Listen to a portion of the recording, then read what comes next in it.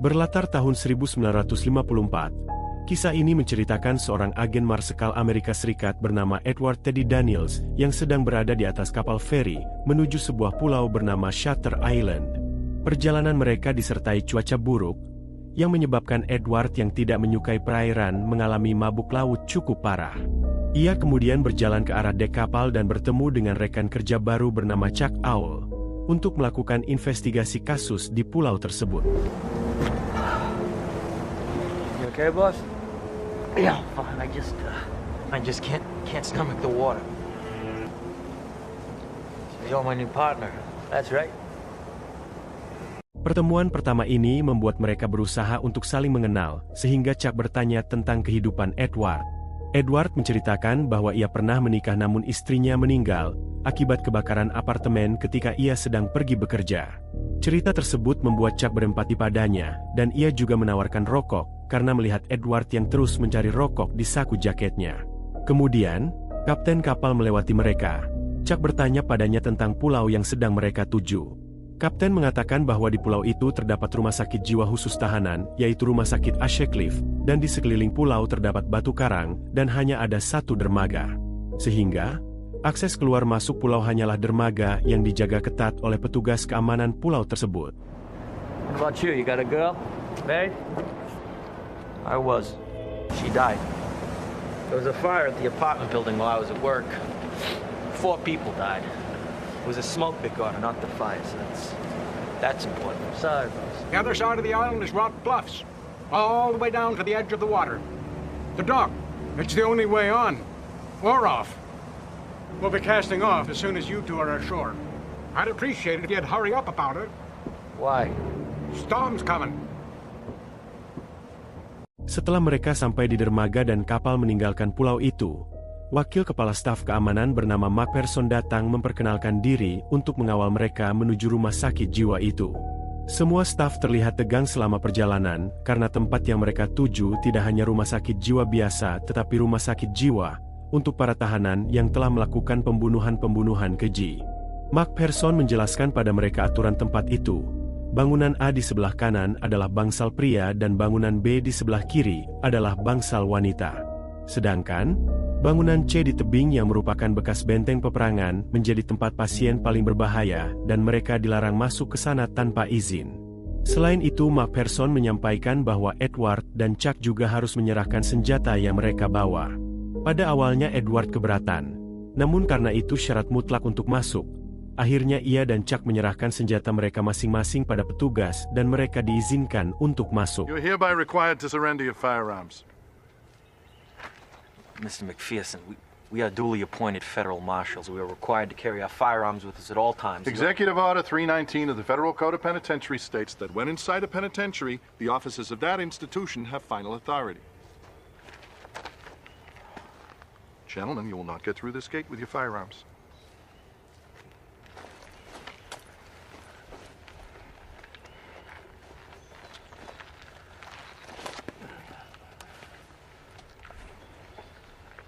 Okay, now that the official stuff's done, come on, boys. What do you say we go find Dr. Cawley? Di dalam rumah sakit, Edward mengamati setiap pasien tahanan yang mereka lewati. Salah satu pasien menatap Edward sambil membuat gestur seolah memperingatkan sesuatu. Namun karena itu seorang pasien, tentu saja Edward tidak memperdulikannya. Kemudian, setelah melakukan verifikasi sebagai tamu, Edward dan Chuck diantar McPherson untuk bertemu Dr. John Cawley. Ia adalah seorang psikiater jenius yang dipercayakan untuk memimpin rumah sakit jiwa tersebut. IDs, gentlemen. Show your badges, gentlemen.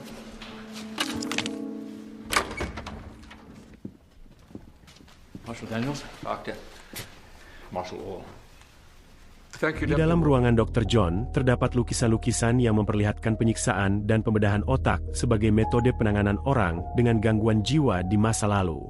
Dr. John menyampaikan bahwa ia tidak menggunakan penanganan tersebut dan metode yang lebih manusiawi dipilih untuk pemulihan para pasiennya, meskipun mereka lebih cocok disebut tahanan daripada pasien. Tujuan kedatangan Edward dan Chuck adalah untuk menyelidiki hilangnya pasien bernama Rachel Solando. Rachel dirawat karena membunuh ketiga anaknya di danau belakang rumah. Ketika dibawa pertama kali ke sana, Rachel menyangkal kematian anak-anaknya, Ia membuat skenario di otaknya seolah ia tinggal di rumah bersama ketiga anaknya dan hidup bersama semua orang di sana sebagai tetangga, tukang pos, ataupun pengantar susu.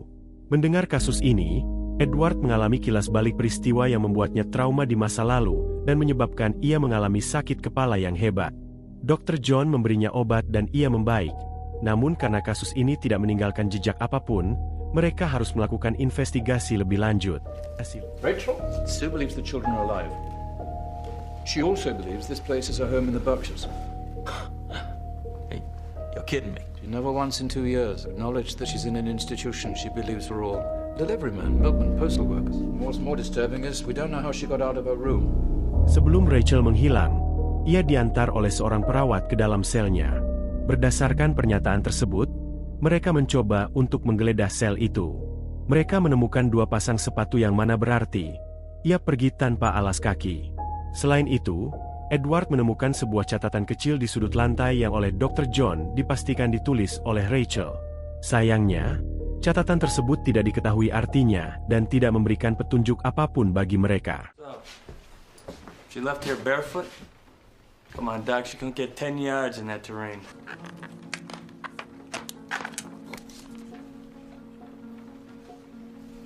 This is definitely Rachel's handwriting. I have no idea what the law for is, though. It's not a psychiatric term. Untuk perkembangan investigasi, Edward meminta Dr. John untuk memberikan mereka akses data-data pasien dan penjaga yang bertugas di malam Rachel menghilang.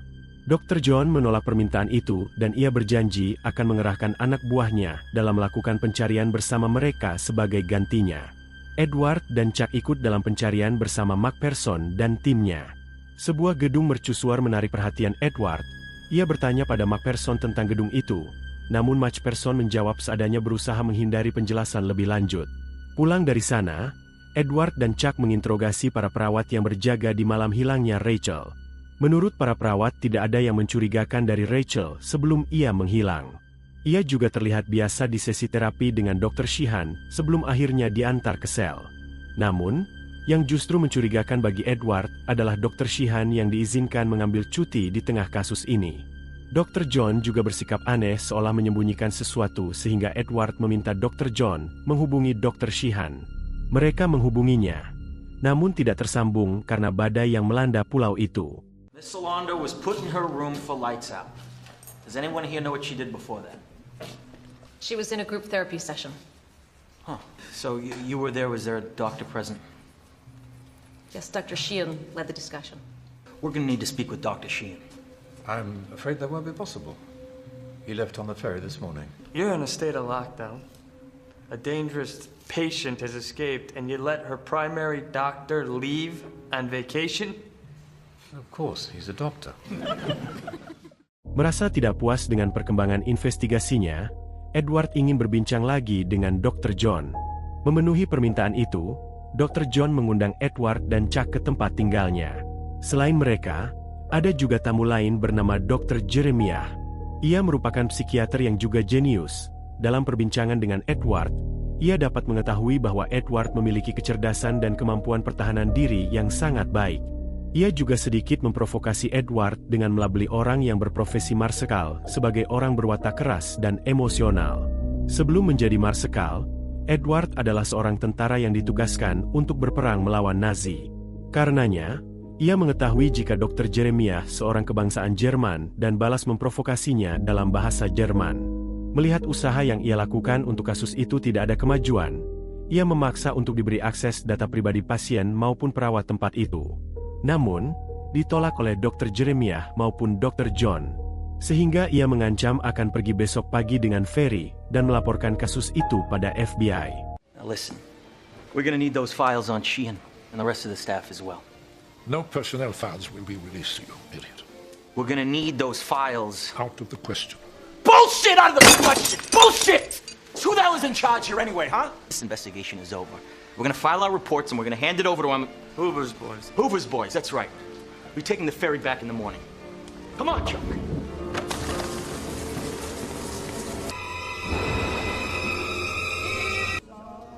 Are you real?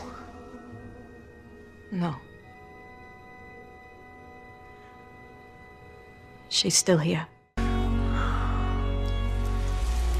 Pagi Pagi harinya, Edward terbangun dari sebuah mimpi buruk dan menyadari bahwa badai semakin parah dan kapal feri tidak akan datang hari itu untuk membawa mereka. Sehingga, ia berpikir untuk menemui Dr. John dan meminta agar diizinkan setidaknya menemui pasien yang ikut terapi dengan Rachel di hari itu. Dr. John tidak keberatan.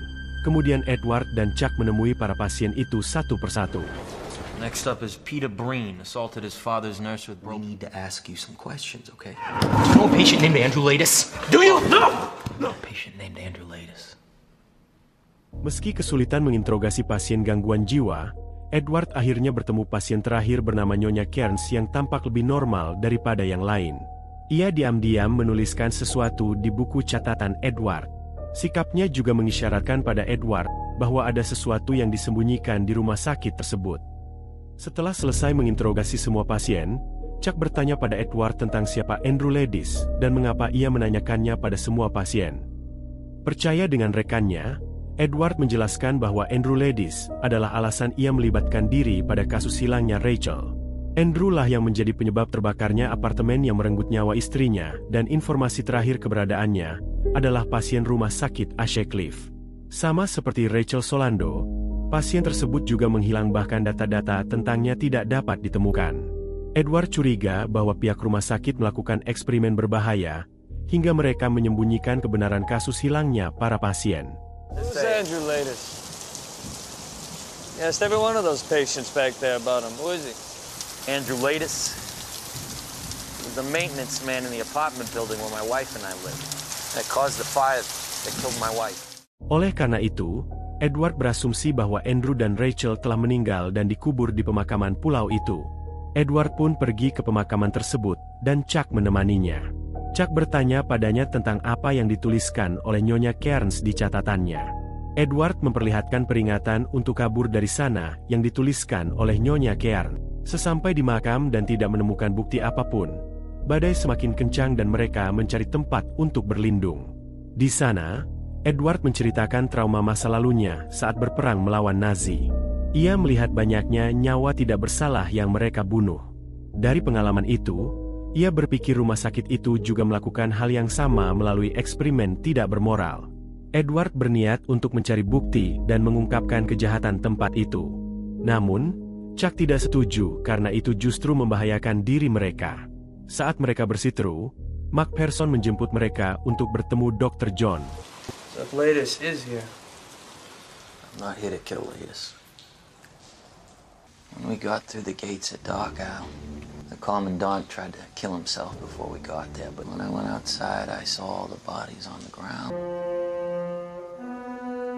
Crazy people, they're the perfect subjects. They talk, nobody listens. So what are you really here to do, Ted? I'm gonna get the proof. I'm gonna go back, and I'm gonna blow the lid off this place. Mereka menemui Dr. John yang sedang rapat. Mendengar jumlah pasien di pembahasan rapat itu, Edward menyadari makna baris terakhir dari catatan kecil yang dituliskan oleh Rachel. Ia berpikir bahwa itu merupakan jumlah pasien yang sebenarnya. Namun, Dr. John membantahnya dan mengatakan bahwa itu kebetulan, dan kasus itu juga seharusnya sudah selesai dengan ditemukannya Rachel. Meski terkejut, Edward masih tidak percaya pada Dr. John. Ia menginterogasi Rachel namun karena delusi yang ia alami, Edward tidak bisa mendapatkan jawaban apapun. If you could tell us what you did yesterday, where you were, it would really help us narrow down our search. Yes, I made breakfast for Jim and the children. Who the fuck are you? Who are you? No!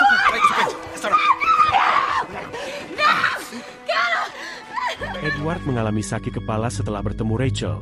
Dr. John memaksanya minum obat dan membawanya ke bangsal pasien untuk beristirahat. Setengah sadar, Edward melihat seseorang yang telah ia bunuh di peperangan berada di sana sebagai ketua staf keamanan. Tidak lama dari itu, ia tertidur dan mengalami mimpi buruk.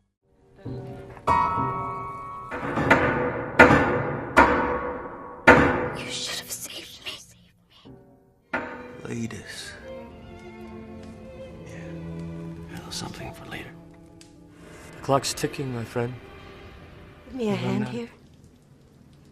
But by the time I got there, it was too late.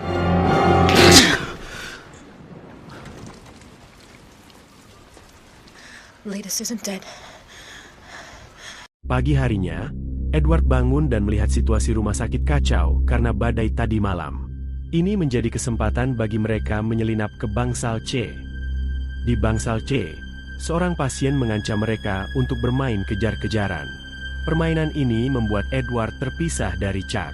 Lalu, saat sedang berlari, Edward diserang oleh pasien itu. Untung saja, Edward yang mantan tentara dapat membalikkan situasi. I can feel him. Tag, you're in! Teddy!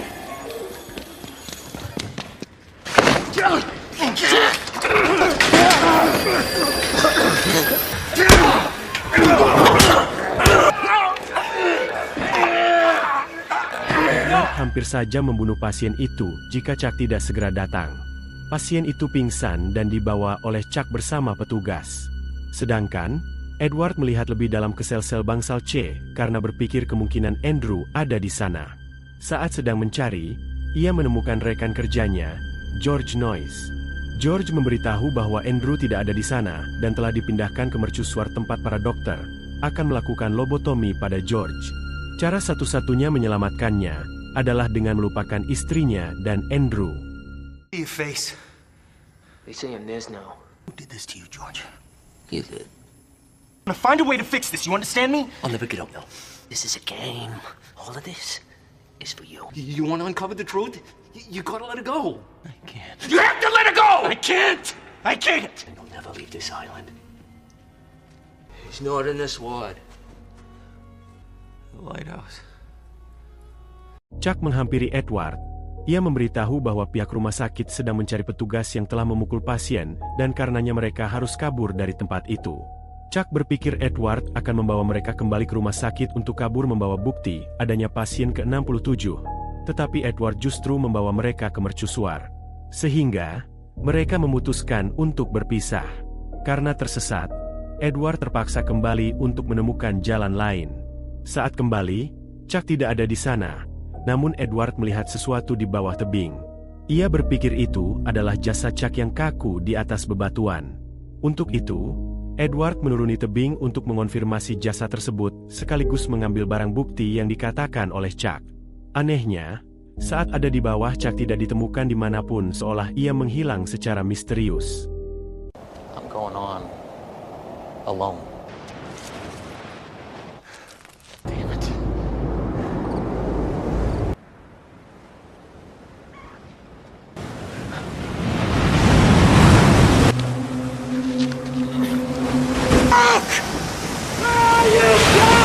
Saat Edward kebingungan mencari rekannya, ia melihat kehadiran seseorang di dalam goa yang tidak jauh dari sana.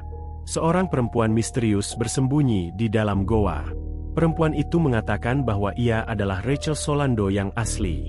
Pada awalnya, Rachel datang sebagai dokter namun ia cukup terang-terangan menolak metode lobotomi yang digunakan oleh rumah sakit itu. Untuk membungkamnya mereka memberinya obat-obatan yang merusak otaknya, sehingga ia percaya jika ia adalah pasien. Rachel berasumsi mereka juga akan melakukan hal yang sama pada Edward. Rachel Solando. The real one. I was a doctor, Marshall. What happened to you? You ever heard of a transorbital lobotomy? Makes the patients much more obedient. Tractable. You haven't taken any pills, have you? I mean, even aspirin. The aspirin. Jesus. And you ate the food in the cafeteria and drank the coffee they gave you. You tell me at least that you've been smoking your own cigarettes. Keesokan harinya, Edward berpisah dengan Rachel dan di hutan ia ditemukan oleh penjaga yang membawanya kembali ke rumah sakit. Di rumah sakit, Edward menemui Dr. John dan bertanya tentang keberadaan rekannya Chuck. Anehnya, Dr. John mengatakan bahwa ia tidak pernah memiliki rekan dan datang ke tempat itu sendirian. Edward berpikir bahwa Chuck telah menjadi bahan eksperimen mereka, dan untuk itu, ia berniat mencarinya ke satu-satunya tempat yang belum pernah ia datangi, yaitu mercusuar. Oh, I forgot you're leaving, now that Rachel's been found. My partner, Chuck. You don't have a partner, Marshall. You came here alone.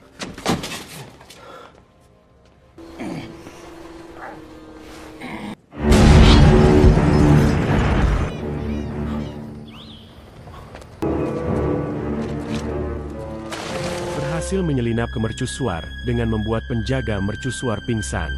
Ia berpikir akan menemukan rekannya di sana. Namun ia justru bertemu Dr. John yang tampak tenang melihat kedatangannya. Dr. John menghubungi Dr. Sheehan untuk melaporkan keberadaan Edward. Lalu, Dr. John menanyakan pada Edward tentang kondisinya selama ini yang tampak semakin memprihatinkan. Edward menceritakan bahwa ia bertemu Rachel Solando asli, dan ia telah mengetahui semua kebusukan dari rumah sakit itu. Dr. John menyangkal hal tersebut. Ia mengatakan bahwa Rachel Solando itu tidak pernah ada. Edward tidak diberi obat neuroleptik apapun dan gejala yang ia alami justru gejala putus obat chlorpromazine. Sebuah obat yang telah digunakan Edward sejak 2 tahun yang lalu sebagai pasien skizofrenia. Yang artinya, bahwa semua yang terjadi selama ini hanyalah halusinasi dari Edward. Mendengar hal itu, Edward marah dan merasa dimanipulasi oleh Dr. John yang berusaha membuatnya percaya bahwa ia adalah pasien. Dr. John memberikan bukti lain, sebuah laporan observasi perilaku Edward yang ditulis oleh rekannya Chuck. Ia juga menjelaskan bagaimana Edward Daniels merupakan anagram dari Andrew Ledis. Begitu pula, Rachel Solando merupakan anagram dari nama istrinya Dolores Channel. Ini artinya bahwa Edward adalah Andrew Ledis pasien ke-67 yang melakukan pembunuhan di masa lalu. Ia tidak dapat menerima kenyataan tersebut. Focus, Andrew. What do you see? Your name is Andrew Ledis. The 67th patient at Ashcliffe is you, Andrew. Sehingga ia menciptakan kepribadian baru sebagai Edward yang seorang marsekal, agar ia tidak merasa terlalu bersalah. Kecerdasannya lah yang membuatnya dapat merangkai semua imajinasi yang ia tempatkan sebagai kenyataan. Bahkan, ia menyerang perawat dan pasien lainnya termasuk George Noyce yang berusaha mengatakan kebenaran tentang dirinya. Masih tidak percaya, Andrew terus menyangkal Dr. John. Lalu, Chuck datang dan menjelaskan bahwa pernyataan Dr. John benar. Ia juga mengatakan bahwa Andrew harus sadar bahwa ia adalah Dr. Sheehan, psikiater Andrew dan bukan rekan kerjanya. Kesal terus dipermainkan, Andrew mengambil senjata miliknya dan menodongkannya pada mereka. Ia meminta mereka untuk mengatakan yang sebenarnya. Karena mereka bersikeras, Andrew menembak Dr. John beberapa kali, namun Dr. John tidak terluka. Dr. Sheehan mengatakan bahwa itu adalah senjata mainan yang menjadi alat untuk mendukung halusinasi Andrew. Merasa dibohongi, Andrew agresif dan menyerang Dr. Sheehan. Don't move! Andrew! No! My name is Edward Daniels! Wait. I see, and that's your firearm, Marshal, you're sure? My initials are on the side. There's a dent in the barrel from when Philip Stack shot it. Andrew, please don't. Dolores was insane, manic depressive, suicidal. After she purposely set your city apartment on fire,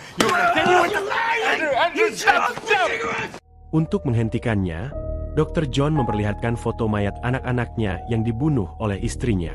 Perlahan Andrew mengingat kembali. Scene memperlihatkan ingatan Andrew yang baru saja pulang bekerja.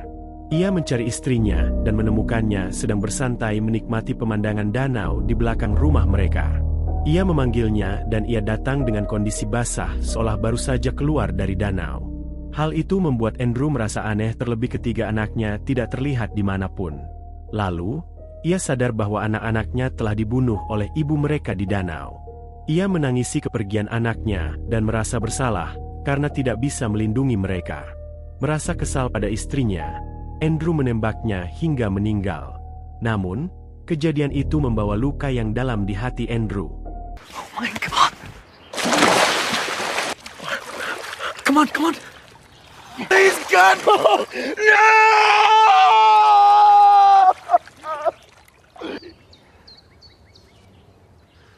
They'll be our living dolls. Huh? Do you ever love me, Dolores? I love you right Andrew. Setelah terbangun, Andrew sudah mendapatkan ingatannya dan ia menyadari adanya perasaan bersalah karena tidak memperdulikan gangguan mental yang dialami istrinya hingga merenggut nyawa ketiga anaknya. Hal ini membuat Dr. John ikut senang dan memperingatkan Andrew untuk tidak lagi membuat skenario baru dan menerima semua yang terjadi. Jika itu tidak dilakukan, maka Dr. John tidak bisa lagi membantunya dan akan diserahkan pada psikiater lain yang kemungkinan akan melakukan pembedahan pada otaknya. Di suatu hari yang cerah, Andrew dan Dr. Sheehan duduk bersama sambil merokok. Ia menanyakan kabar Andrew, namun Andrew menjawab seolah mereka adalah rekan kerja. Ini artinya, Andrew kembali mengalami halusinasi dan pemulihannya tidak berhasil. Setelah Dr. Sheehan memberikan kode pada psikiater lain yang mengamati mereka, Andrew bertanya padanya, mana yang lebih buruk, hidup sebagai monster atau mati sebagai orang baik? Lalu, ia pergi meninggalkan Dr. Sheehan, menyerahkan dirinya secara sukarela pada petugas dan perawat yang menunggunya. Pertanyaannya ini mendatangkan tanda tanya bagi Dr. Sheehan, seolah Andrew dengan sengaja berpura-pura berhalusinasi dan mengelabui dirinya, dan film pun selesai. How we doing this morning? Good. Gotta get off this rock, Chuck.